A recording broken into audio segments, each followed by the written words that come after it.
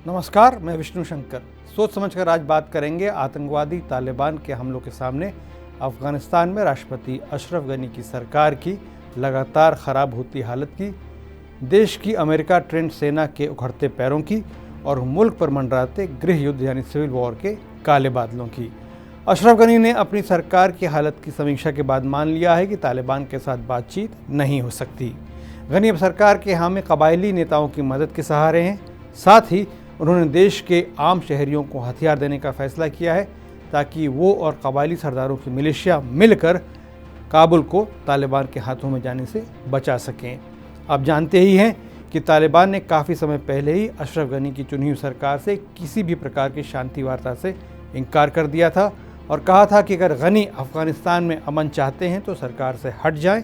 तालिबान ने कहा था कि अगर गनी उनके कहे हिसाब से चलते हैं तो तालिबान फ़ौरन लड़ाई बंद कर देंगे और अमन कायम करने की तरफ बढ़ेंगे। वैसे तालिबान की कथनी और करनी में हमेशा अंतर रहा है। इस आतंकवादी संगठन का मकसद सिर्फ अफ़गानिस्तान पर कट्टर इस्लामी राज को फिर से लागू करना रहा है और वो लगातार इसी कोशिश में लगा हुआ है। अशरफ गनी के लिए चिंता की बात यह है कि अफ़गानिस्तान में तालिबान इलाकों पर तेज़ी से कब्ज़ा करते जा रहे हैं और देश की सेना उन्हें रोक पाने में पूरी तरीके से नाकाम रही है। पहले तालिबान ने एक सोची समझी नीति के तहत देश के ग्रामीण इलाकों को जीता, प्रमुख हाईवेज, सीमाओं और चुंगियों को कब्जे में लिया और अब देश के 34 सूबों की राजधानियों पर एक एक कर हमला बोल रहे हैं। पिछले शुक्रवार से अब तक तालिबान उत्तरी अफ़गानिस्तान के सूबों में से 5 की राजधानियों पर भयंकर लड़ाई और तबाही के बाद कब्जा कर चुके हैं। ये सूबे हैं कुंदुज, सरेपुल, ताखर की राजधानी तलोकान, जाओजजान की राजधानी शिबरगन और समंगन की राजधानी ऐबक। इनके साथ साथ ईरान से लगने वाली सीमा के पास निमरोज़ की राजधानी जरंज में भी अब तालिबान काबिज़ हैं।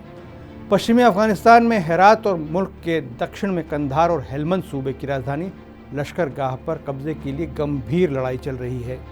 सरकार ने अफ़गानिस्तान की सरकार की सेना के समर्थन में तालिबान को निशाना बनाकर कुछ हवाई हमले ज़रूर किए हैं, लेकिन इनसे ज़मीन हालात पर कोई ज़्यादा फ़र्क नहीं पड़ा है। हालांकि सरकार के दावों में कहा गया है कि सैकड़ों तालिबान आतंकवादी इन बमबारियों में मारे गए हैं। दक्षिणी अफ़गानिस्तान पर तो तालिबान का कब्ज़ा ऐतिहासिक तौर पर मजबूत रहा है, लेकिन देश के पश्चिम और उत्तर में तालिबान के कारगर हमले और उनकी रफ्तार ने देश पर नज़र रखने वाले एक्सपर्ट्स को ताज्जुब में डाल दिया है। अगर अशरफ गनी मुल्क के उत्तरी सूबों पर अपनी पकड़ नहीं बनाए रखते हैं तो फिर उनकी सरकार बस गिने चुने दिनों की मेहमान रह जाएगी। इसकी वजह यह है कि उत्तरी अफ़गानिस्तान को तालिबान विरोध का गढ़ माना जाता है। 1996 के बाद जब वहाँ तालिबान का राज था, तब भी यहाँ के कबायली सरदारों और शहरियों ने उनका ज़ोरदार विरोध किया था। इसी इलाके से देश की सेना के अधिकतर सैनिक भी आते हैं। शिबरगन को तो मशहूर कबायली नेता अब्दुल रशीद दोस्तम का गढ़ माना जाता है, लेकिन खबर है कि वहाँ से उनकी मिलिशिया और अफ़गान सेना मज़ार शरीफ की तरफ पीछे हट रही है। ऐसा इसलिए हुआ है क्योंकि समंगन सूबे की राजधानी ऐबक पर कब्जे के बाद बल्ख सूबे की राजधानी मज़ार शरीफ पर तालिबान के हमले का खतरा बढ़ गया है। समंगन ठीक काबुल और मज़ार शरीफ को जाने वाले हाईवे पर पड़ता है और ऐबक पर तालिबान के कंट्रोल के बाद मज़ार शरीफ और काबुल के बीच सीधा संपर्क अब ख़तरे में है।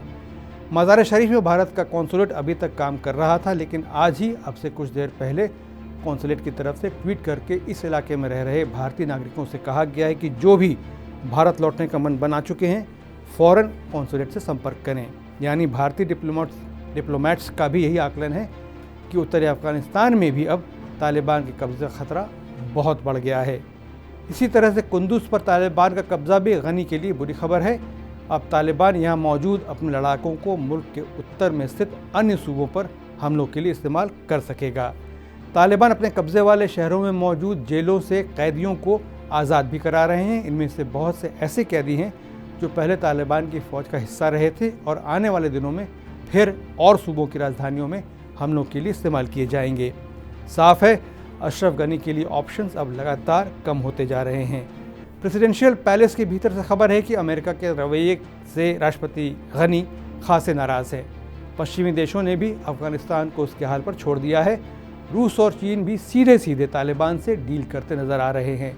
पाकिस्तान तो ऐतिहासिक तौर पर तालिबान का हामी रहा है और अब हर तरह से उसकी मदद कर रहा है। ऐसे में अशरफ गनी के पास अब कबायली सरदारों की मिलिशिया और हथियारबंद शहरियों के अलावा कोई और बचा नहीं है जो उनकी सरकार के साथ खड़ा रहे। यानी अफगानिस्तान में गृह युद्ध तय लग रहा है। सोच समझकर मैं आज यहीं तक। अगर आपको ये वीडियो अच्छा लगा हो तो इसे लाइक और सब्सक्राइब करें और देश दुनिया की सभी खबरों और उनके सटीक विश्लेषण के लिए TV9 डिजिटल से जुड़े रहें। विष्णु शंकर को अनुमति दीजिए। नमस्कार।